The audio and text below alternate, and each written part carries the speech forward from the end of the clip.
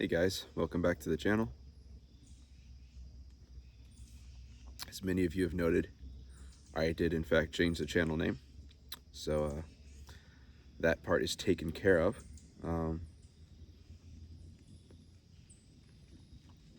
I guess sort of our shopkeeping for the day. Today I am smoking, this is my gray woody poker. Of course I got my little rubber bit on there.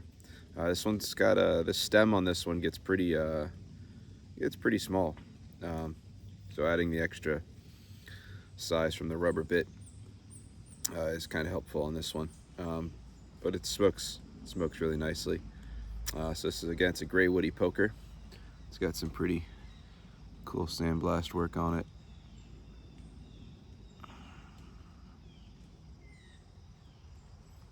And in it, it's grown to become one of my favorites so far.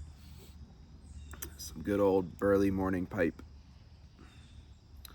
This is a Ken Byron Ventures blend. It's seems to be pretty popular. It's very often out of stock. I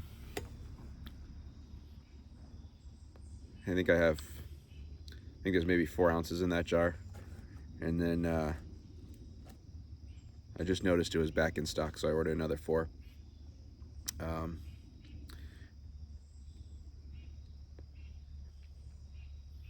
Stuff is good. You know exactly what you're going to get from it. There's not, I guess I wouldn't say there's really too much complexity to it. Definitely get a lot of that cocoa and nut flavor from it, but this is by far one of the best Burleys that I've smoked. I've tried a lot of the Codger blends, and I want to like them. I really do, but just haven't been a huge fan. But this is a Burley that I enjoy quite a bit. And as we start moving into the cooler weather, I think it'll be a little bit more of a regular smoke. So I have a lot of new blends to try, but this one, I saw it was back in stock again. It was out, I think, last week, so I figured why not give it a shot and get some more. So, and I also ordered 2 ounces of the was it Handsome Stranger, which is another, I guess, similar blend that has some Virginia in it though as well. So I figured I'd order that and give it a shot.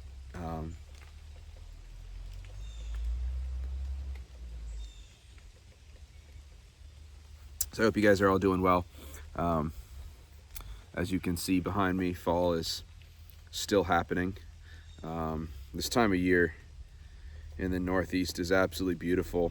You just have this great, when the sun's out, everything just has this sort of yellow tinge to it, which is just phenomenal. It's not something you get any other time of the year. As the leaves are coming down and the sun starts reflecting off the yellow of the leaves, and it's just absolutely beautiful this time of year.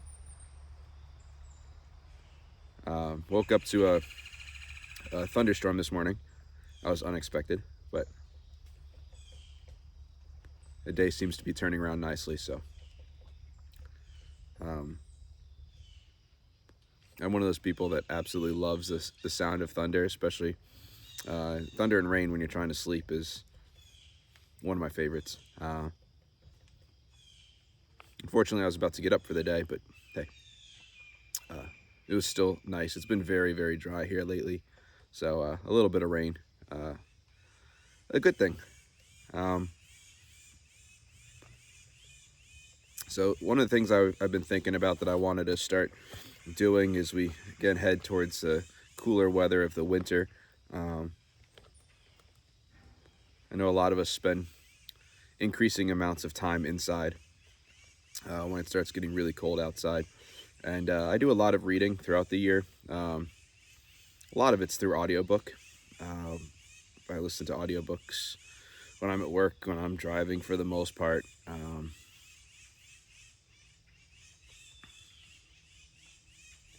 so I figured I want to start sharing some of the books that I either have read or what I'm currently reading, good series that might be worth picking up. Um, so I think today will be the uh, first sort of iteration of that. Um, and the first series, put this down for just a minute. So one of the things I love about these pokers is they've got this flat bottom, so you can just put it down pretty much wherever, and it keeps the stem off the ground, which is fantastic. So the first little series of books that I wanted to bring attention to, they're a series for the seasons, and they're written by an author named Karl Knausgaard. He's a Norwegian writer, and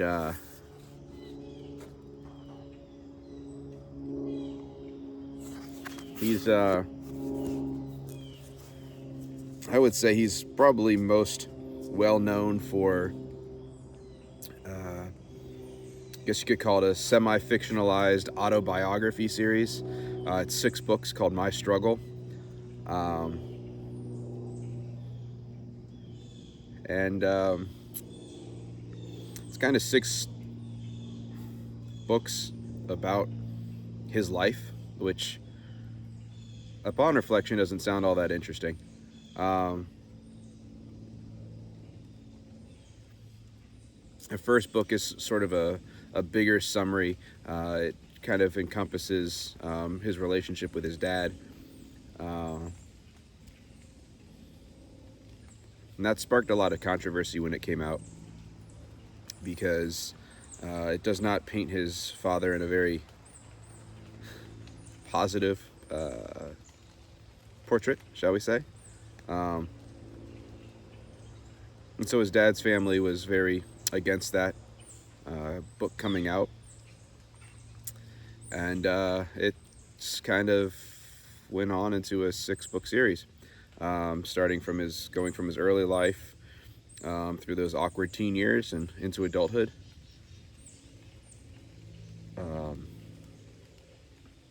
His marriage to a wife who has some issues with depression and whatnot, and just a lot of real life things that people go through. And he writes about a lot of those things that people just don't want to talk about, whether it be something that's embarrassing, whether it be details about somebody's life that you don't want other people to know about. Obviously, things like depression and other mental illnesses have become more mainstream over the last years, but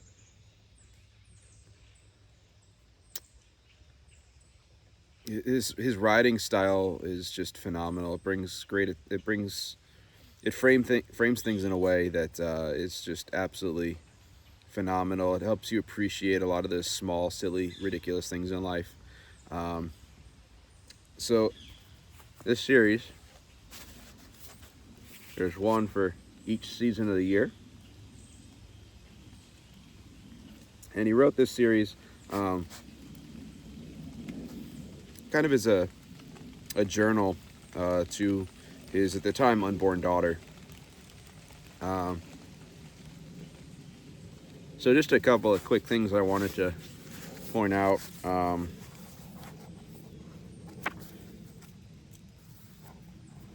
Some of these books, he just does a little, like an entry a day, essentially. And just the way he writes about things are absolutely beautiful. So just a couple of quick segments I wanted to read to you real quick.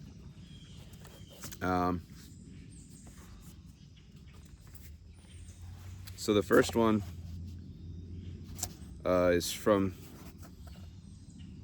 Spring. Lovely artwork on these books.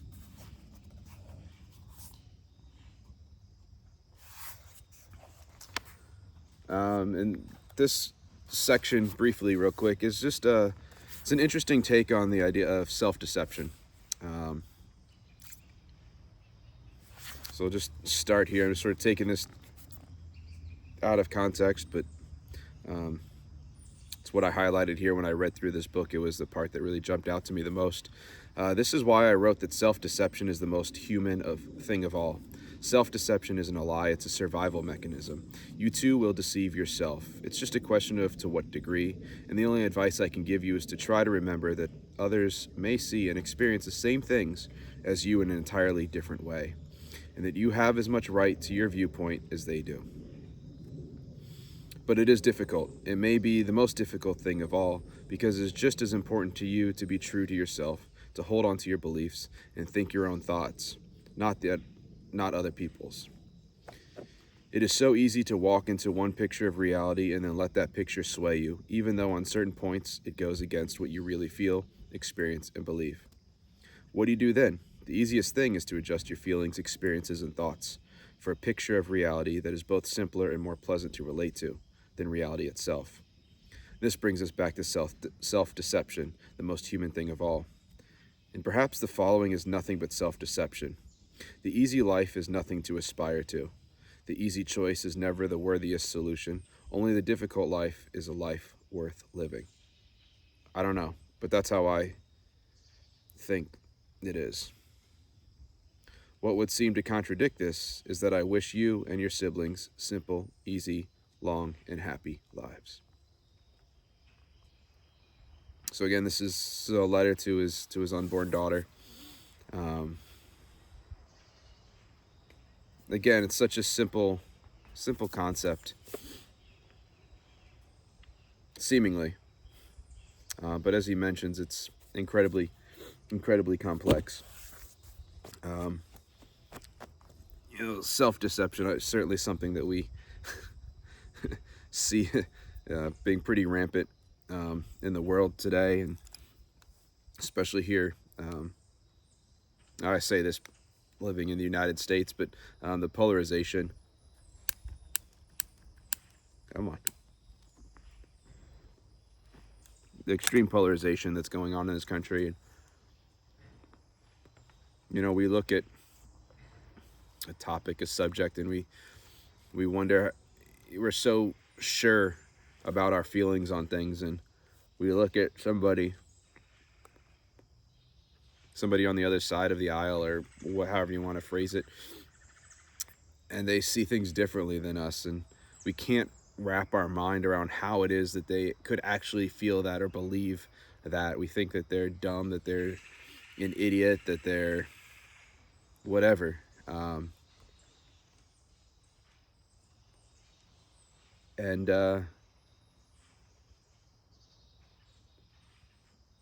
I think that little section I just read speaks a lot to that.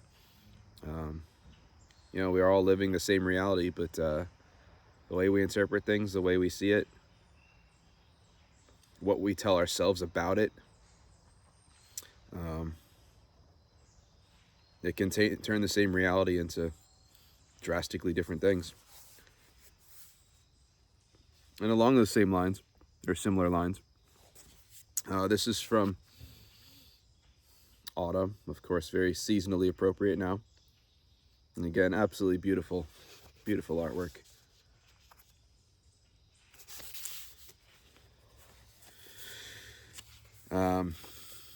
So this last little section, in this one, a lot of the things that he writes about in this book, it sort of describes that they are... Little squirrels make so much noise.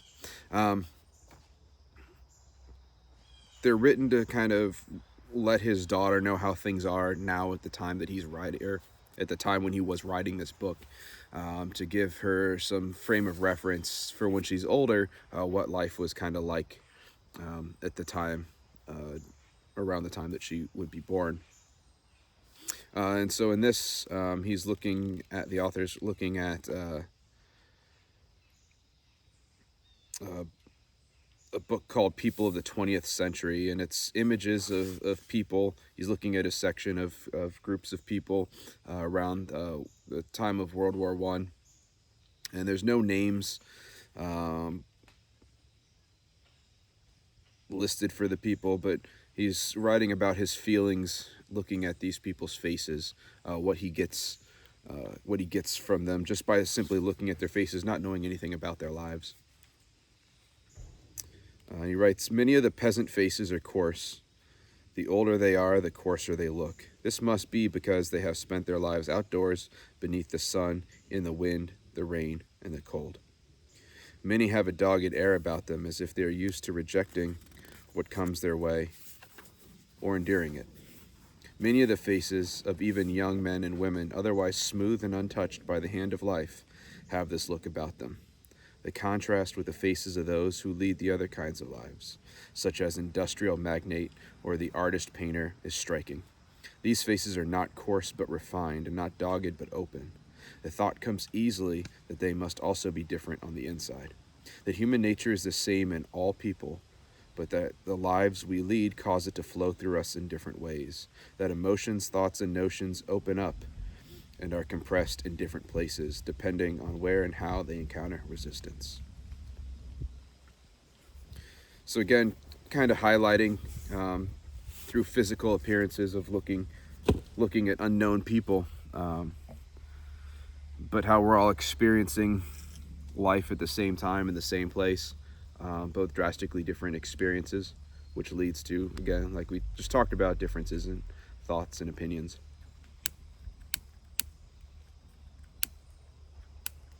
Sorry, it's windy. And anytime you feel like life is getting a little too out of control, too crazy, it's always good to take a step back and appreciate the small things, the simple things that we just kind of take for granted, we overlook. We feel like our lives are getting too busy, too overwhelming. And I find his writings to be very helpful in going back and just appreciating those small, simple things. So yeah, that's pretty much it for today. Gonna stay out here, finish enjoying my burly morning pipe, and I mentioned it in a previous video, but I'm using as a tamper is just a piece of deer antler. So, but I hope you guys enjoy the rest of the day and have a good week. This week will be a little bit busier for me, I think. I won't have quite as much free time. So I'm not sure what videos are going to look like for this week. Looking forward to Friday. One of our local libraries is having a big library sale, which is fantastic. I'll jump out of work a little bit early and go over there and spend an hour or so looking around at all the stuff they have for sale. Both things for me. My son is really getting into reading, so long as it's something of interest to him, which, he's got his preferred topics. He's 8. He still gets intimidated when he looks at, chapter books that have a lot of words, not too many pictures in it. So we're continuing working on that and getting him more comfortable reading. So I'll see if there's anything good for him that he might enjoy as well. So, yep, that's pretty much it for today. I just want to thank you guys for watching the video, Also, thank you guys for keeping up creating these phenomenal videos. I do enjoy watching them, learning what's going on in your guys' lives, and seeing what you guys are smoking. Always good to try something new and see what's out there. So that all being said, have a good one, and I'll see you guys at some point, probably later in the week. Have a good one.